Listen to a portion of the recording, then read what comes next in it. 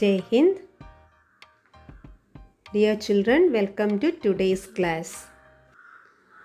Today we are going to discuss another chapter, statistics.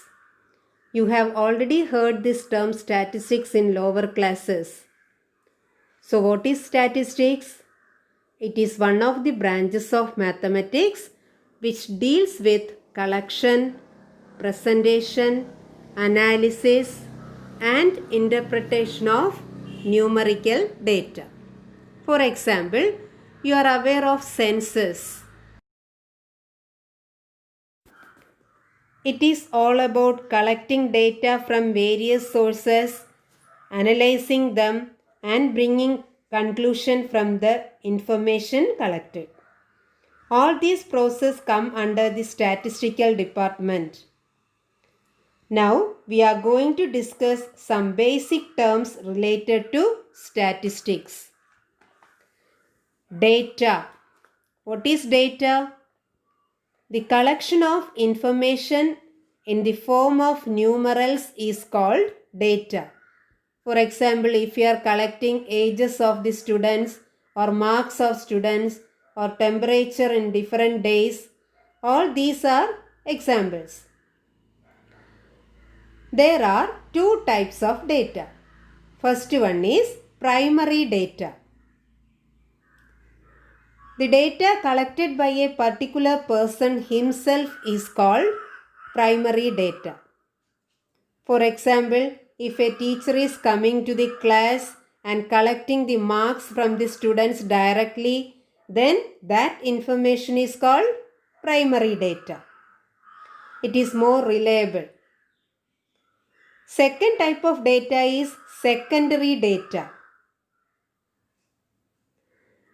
See, if a teacher is saying the class leader to collect the marks from the students, that information with the teacher given by the class leader is example for secondary data.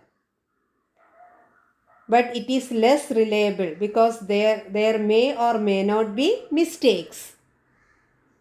Okay, children? Now next is range of the data. Now you know the data is a collection of some numerical values. We are calling each numerical value as observation. So range of the data is the difference between the highest observation and the least observation. Now you have heard the term frequency. The number of times an observation occurs is called its frequency. Here you can see one example.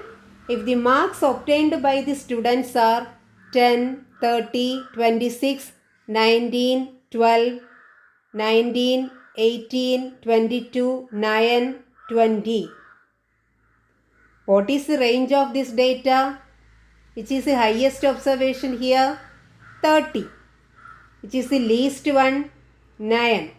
So the range is 30 minus 9, 21. Here 19 is repeated 2 times. So we can say frequency of 19 is 2. And all other observations frequency is 1. After collecting an information or data, we have to keep the data as a record for further analysis. There are different ways of representing the collected data. One is frequency distribution table, then bar graph, histogram, frequency polygon, pie chart. You have studied all these except frequency polygon in lower classes, and you have done so many questions on this. In our chapter, we are going to discuss frequency distribution table, bar graph and histogram. In your textbook, frequency polygon is also explained, but it is coming as deleted portion this year. First, let's start with frequency distribution table. There are two ways to express frequency distribution table. One is ungrouped or discrete way. Another one is grouped or continuous distribution table. Now we are starting with ungrouped or discrete frequency distribution table. Here is an example for discrete or ungrouped frequency distribution. Here the number of children in 15 families of a locality are given. Only less number of observation and most of them are repeating. If we are making a frequency distribution table for this data, it will be an ungrouped frequency distribution table. Now let's discuss some questions on ungrouped frequency distribution table. So children, we have discussed all the basic concepts and terms of statistics. Now let's discuss some problems. First question. The marks obtained by 10 students in a mathematics test are given below. What is the range of this data? So already we have discussed what is the range of the data of a data. So here we have 10 marks. We have to find out range of this data. What is range of the data? Range is equal to highest observation minus least observation. Okay. So here there is only 10 observations are there. Each mark we can call as observations. So only 10 observations are there. So you can say which is the highest one and which is the least one. Okay. Or if you want, you can arrange the data in ascending or descending order. But from the given data itself, we can have highest observation and least observation. So range is equal to highest observation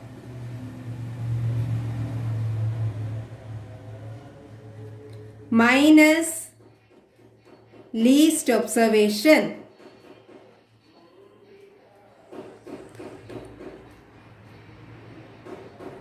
So it is equal to what? Which is the highest observation? Highest observation is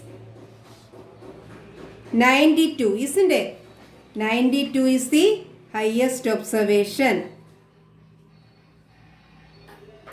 And so we can write 92 minus, which is the least observation. Look at here. Look at this. 72, 58, 43. 43 is the least observation. So this is the least observation. So we can write 92 minus 43. What is the answer? 9, 4. Isn't it?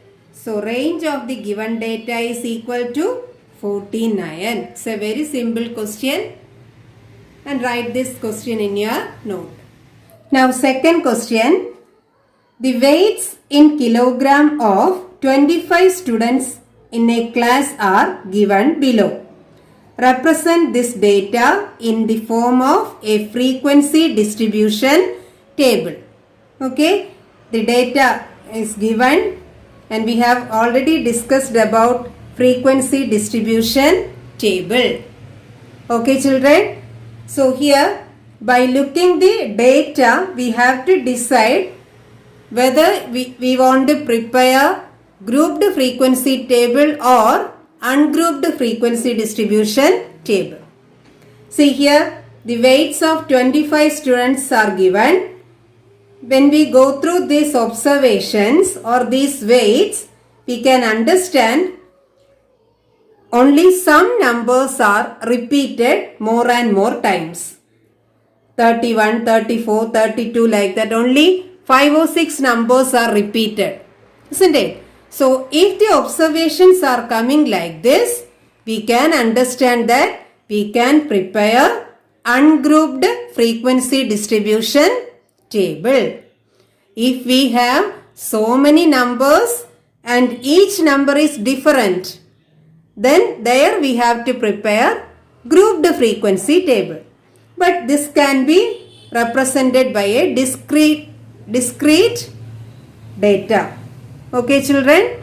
So how can we start? Last year you have studied how to prepare frequency distribution table, and just the revision is going on here.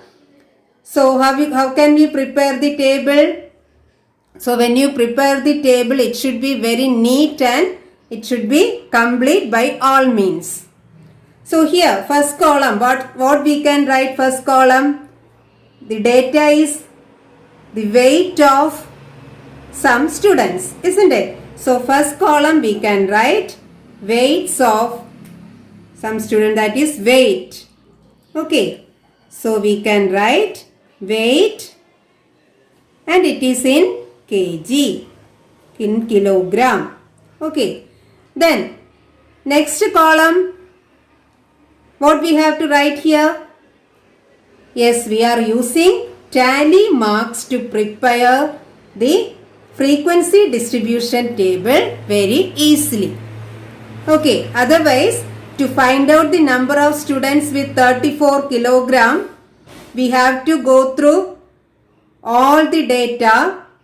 Then again, how many students are having 33 kilogram? Again we have to go through all the data, isn't it? So to avoid, we are using tally marks. So next column, tally marks.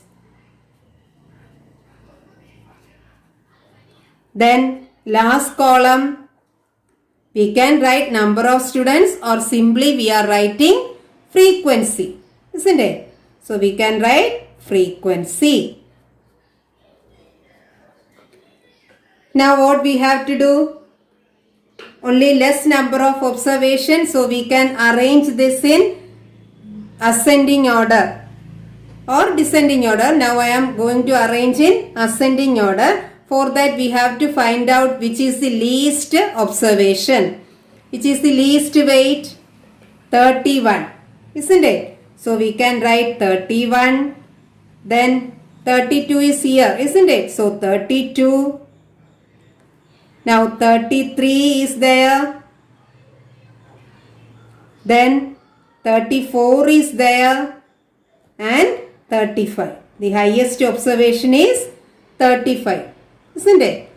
In between 31 and 35, if there is any number missing, that you can avoid.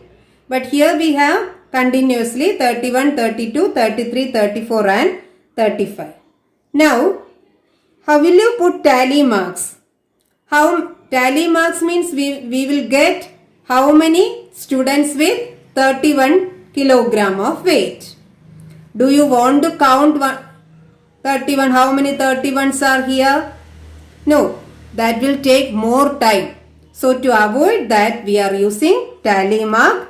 So once you read the observations, from there itself we will get the complete frequency. Okay, so it is better to use pencil. Okay, because if you make any mistake, you can erase it and you can do it second time. So better to use pencil to put the tally mark. If it is correct, you can write this frequency here. So how can we start? See children, you have to count one by one. Okay. So here first one 34, isn't it? So in 34 we can put one tally mark. Then what is the next one? Next one is 33, isn't it? So 33 where we can mark? Here. Then next one is 31. So here 31. Then next is 32. Next is 31. next 33, then next 35, then 31, then 35, then 33, then 32, again 32, then 31, next 33, then next 34, 35, then 31. See how we are putting the tally mark for fifth one. We are drawing the line like this, because when you see this symbol, immediately you can understand there are 5. Okay, for that we are using this symbol. Then, so we mark 31, next is 35. Then next 33. 33 already we mark 4. Then this is the fifth one. Then 32. Then 31. Here it is 5. So leave some space. Then again start the next sim. Okay. 31. Then next 33. Then 32.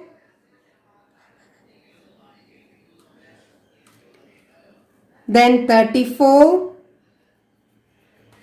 Then 35.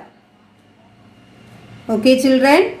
So we see, when we read one time itself, we got all the frequencies. Okay, if we are counting one by one, it will take more time. So that's why we are putting tally mark. Now we can verify whether it is correct or not. Here 5 plus 1 6, 6 plus 5 11, 11 plus 6 17, 17 plus 3 20, 20 plus 5 25. Isn't it? Now you can write the frequencies. So 31, how many students with 31 kilogram of weight? 6, then 5, then 6, then 3, then 5. Now we prepared the frequency distribution table, but it is not complete. It will be complete when we write the total also. So total equal to, when we add this, what we are getting? 6 plus 5 11, 17, 20, 25. See, in the question it is given total number of students is 25.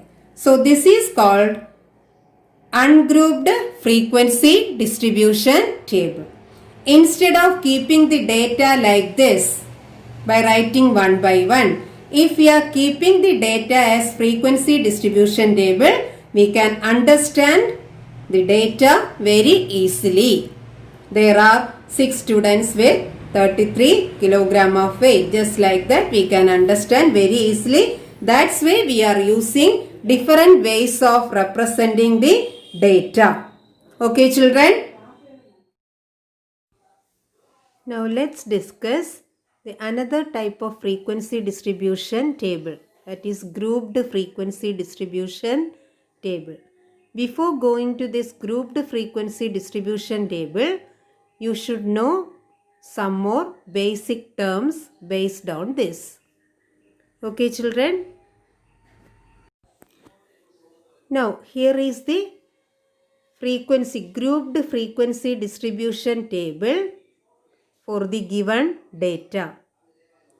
So here class intervals are marked as 0 to 5, 5 to 10, 10 to 15, etc. up to 25 to 30.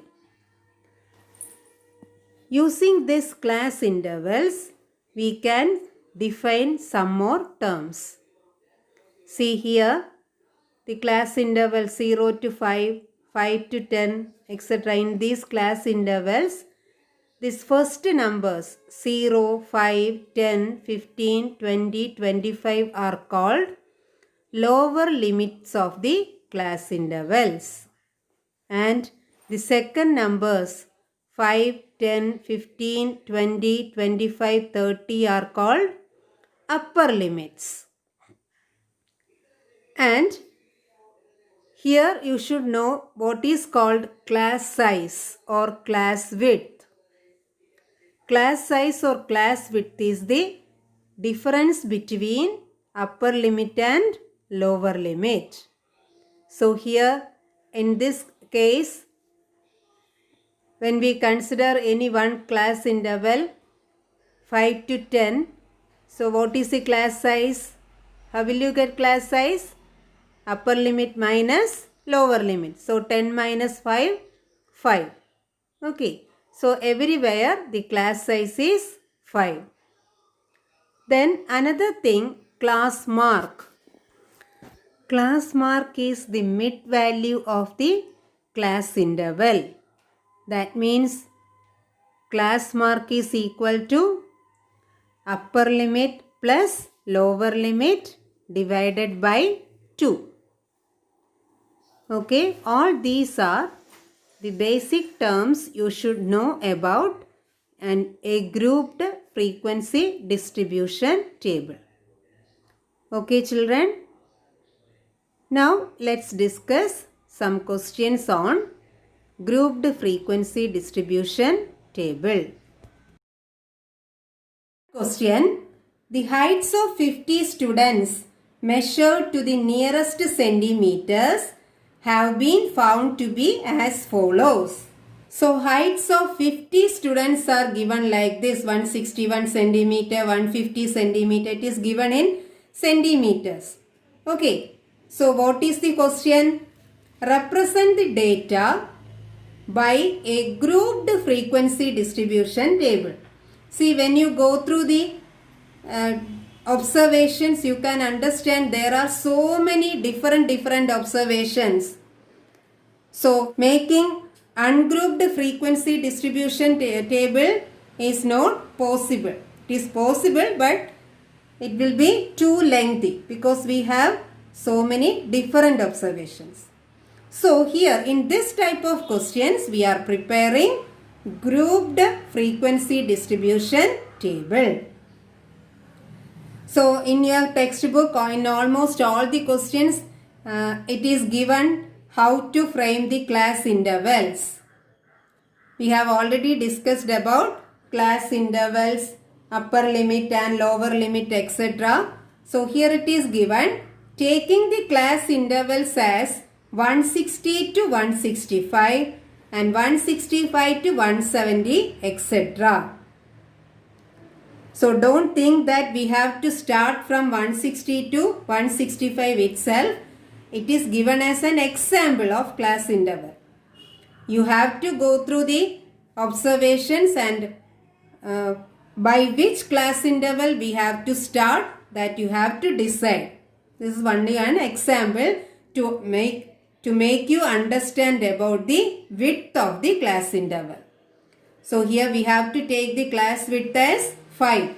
160 to 165, 165 to 170, next is 170 to 175, etc.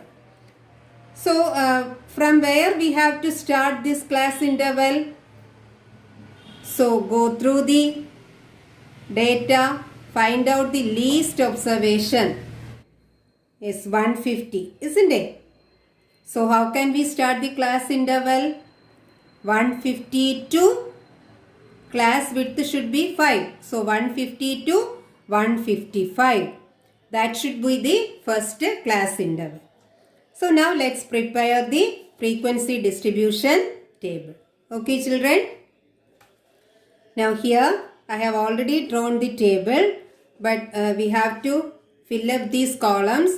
The question is about the heights of 50 students in centimeters, isn't it? So what is the first column?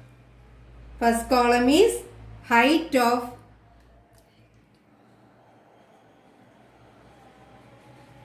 students, that is height in centimeter. Okay. Second column, as you know, it is tally marks. Tally marks. Tally marks. Then third column, frequency. Frequency. Okay, children. Now we have discussed which is the first class interval, and it is 150 to 155.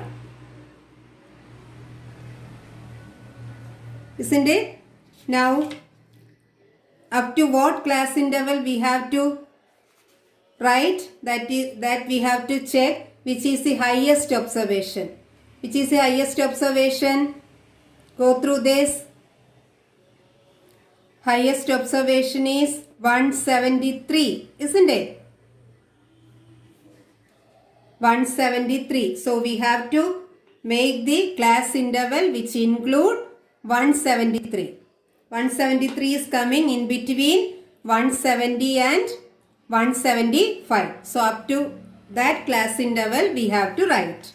So 150 to 155, then 155 to 160, then 160 to 165, 165 to 170, then 170 to 175.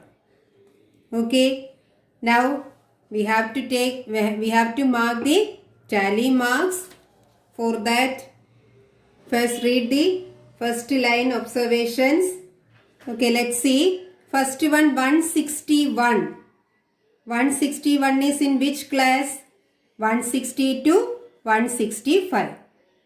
So 161.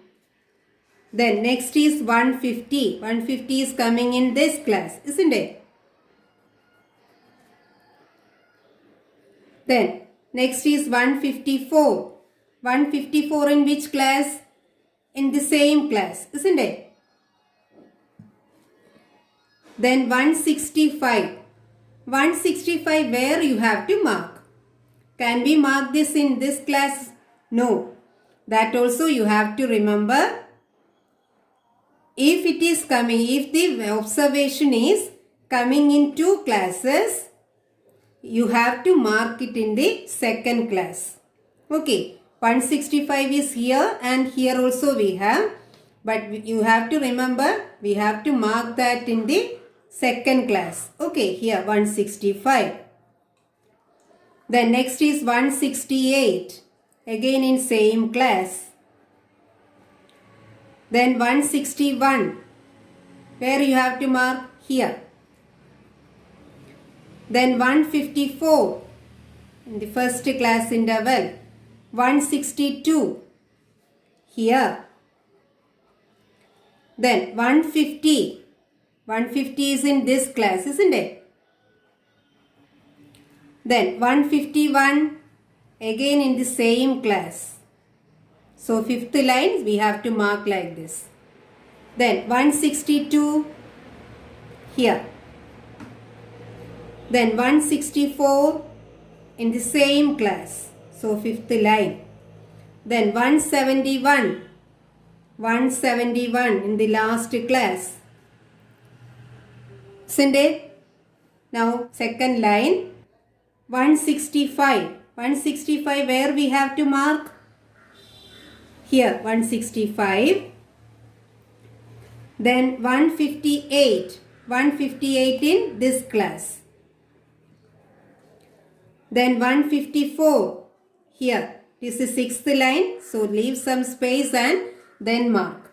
Then 156. It is coming in this class. Then 172. 172 this class. Then 160. Where will you mark 160? Can we mark here? No, 160 is here. So in the second class we have to mark. So here.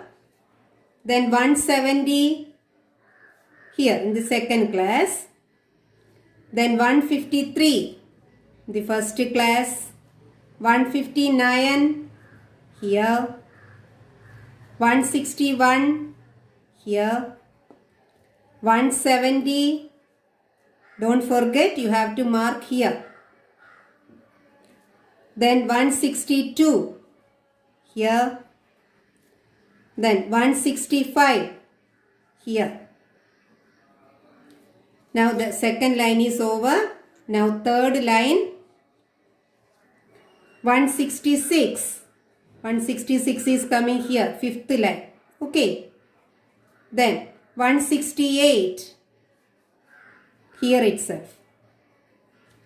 Then 165 again here. 164 here. Isn't it?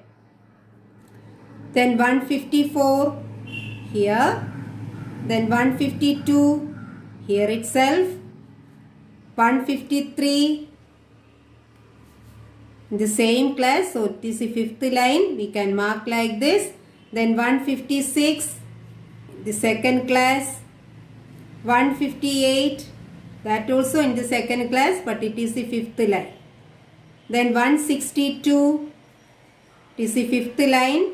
So here 160 again in the same class.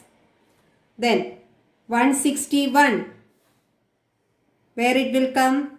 Same class. Then 173. 173 is in the last class interval. Then next line 166. 166 is here. Then 161 here. 159.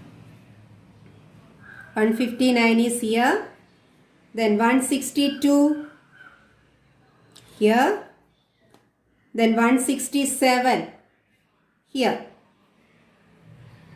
Then 168 in the same class, isn't it?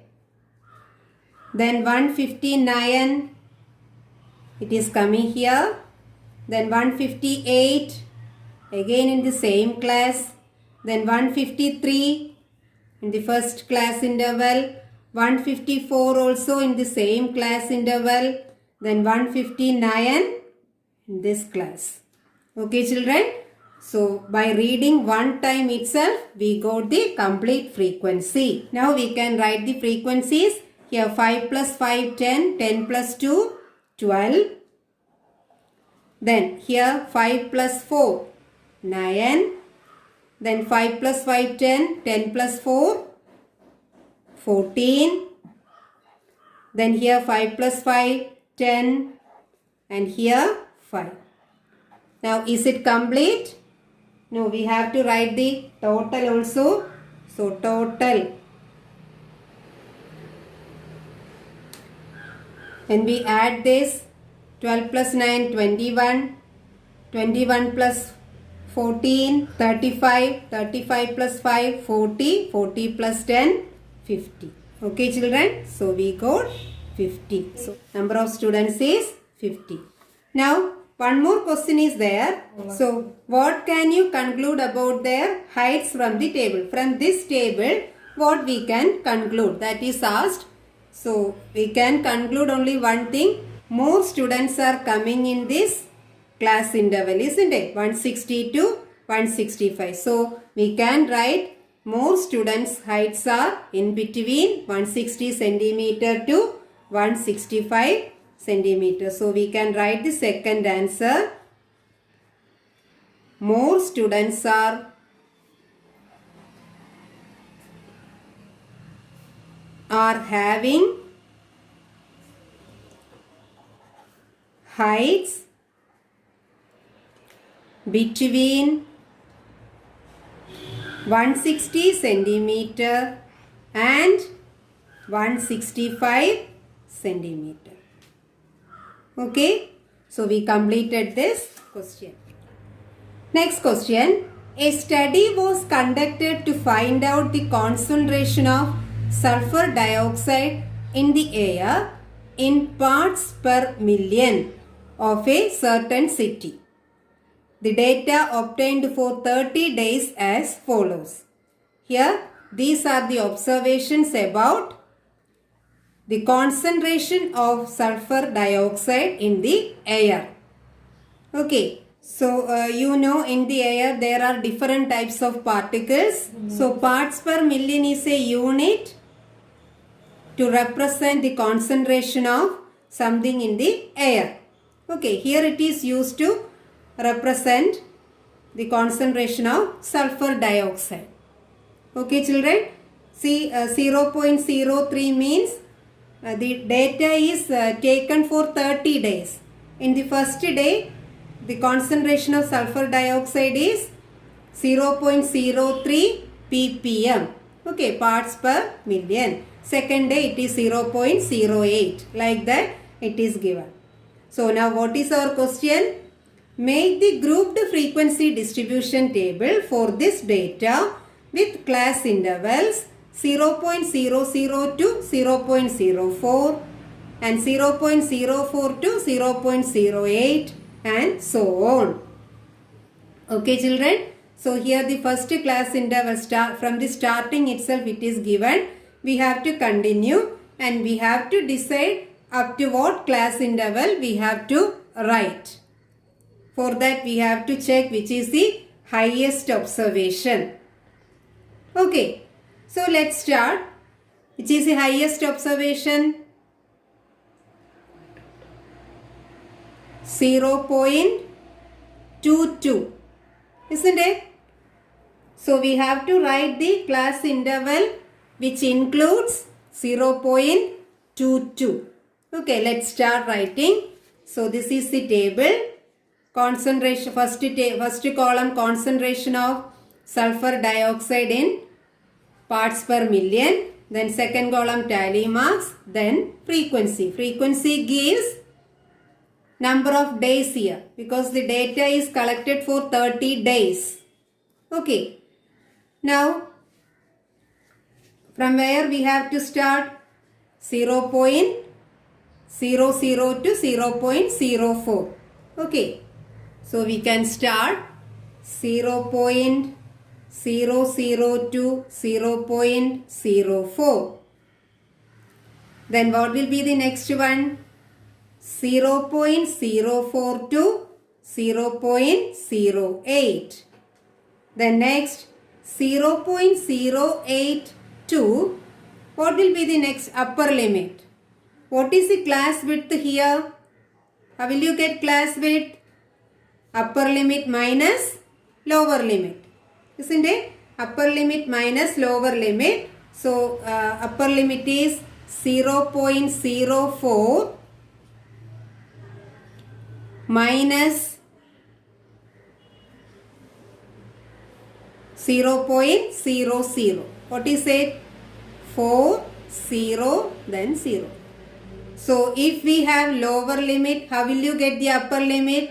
We have to add this class width to this lower limit. So 0.08 plus 0.04. It is 0.12. Okay.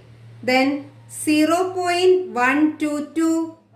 Again we have to add 0.04 here. So it is 0.16. So 0.162, here when we add 0.04, it will be 20. Then what is next? 0.20 to 0.24. This much is enough, isn't it? Because the highest observation is 0.22. So we can stop here. Now we can start counting the observations.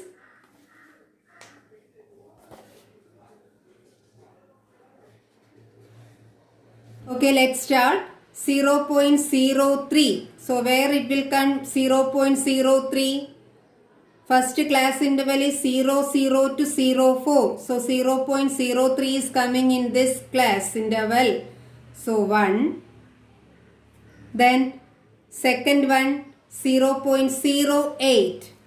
0.08. Where you have to mark?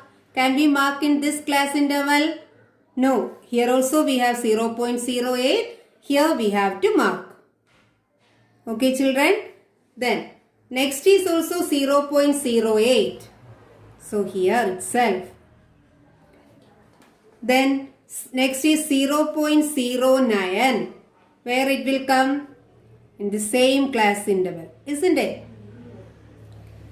Then next is 0.04. 0.04. Where you have to mark?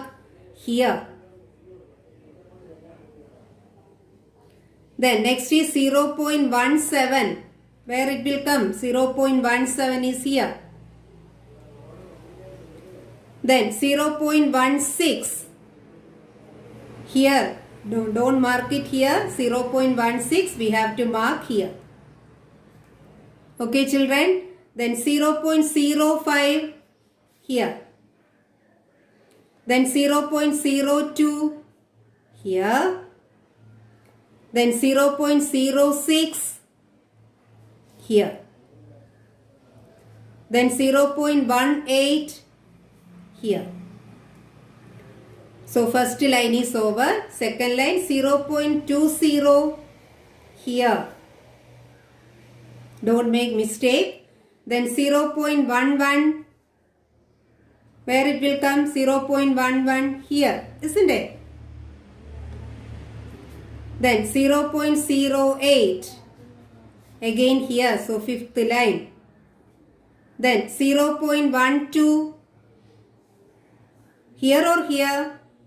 Here. Then 0.13. That also here. Then 0.22. Here. Then 0.07 here. Then 0.08 again here. 0.01 in the first interval. Then 0.10 is here. 10 here 0.8 and 0.12. 0.10 is coming here. Then 0.06 here is the fifth line. So second line is over. Then third line 0.09 it is here. Then 0.18 is here. Then 0.11 here. Then 0.07 here. 0.05 here itself. Then 0.07 that also here itself. Then 0.01 here. 0.04 here. Okay, children. So we completed the tally marks. Now we can write the frequencies. 4. Here 5 plus 4 9. Then here 5 plus 4 9. Here 2. Here 4. Here 2. Now just add this. 4 plus 9 13. 13 plus 9 22. 22 plus 2 24. 28 30. So we can complete this by writing total equal to 30. Okay, children. So we completed the grouped frequency table. And one question is also there. For how many days was the concentration of sulfur dioxide more than 0.11 parts per million? Okay. So for how many days the concentration of sulfur dioxide is more than 0.11 ppm? Okay, can we say this by using this table? So it is asked for how many days it is more than 0.11. More than 0.11 ppm means it is from 0.12 ppm onwards, isn't it? So 0.12 ppm onwards means from here we have to, all these are representing greater than 0.11 ppm. Okay, so by adding these three columns, we will get the number of days which has concentration of sulfur dioxide more than 0.11 ppm. Okay, so we have to add these three columns. So what we can write, second answer we can write number of days for which concentration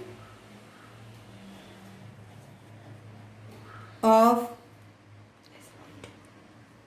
sulfur dioxide or SO2 dioxide is 0.11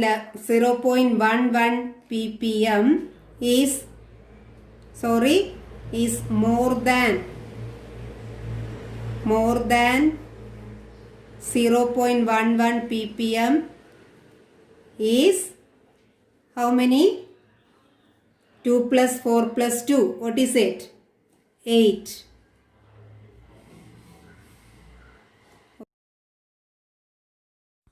Now you have to do this homework. Okay, children. Thank you.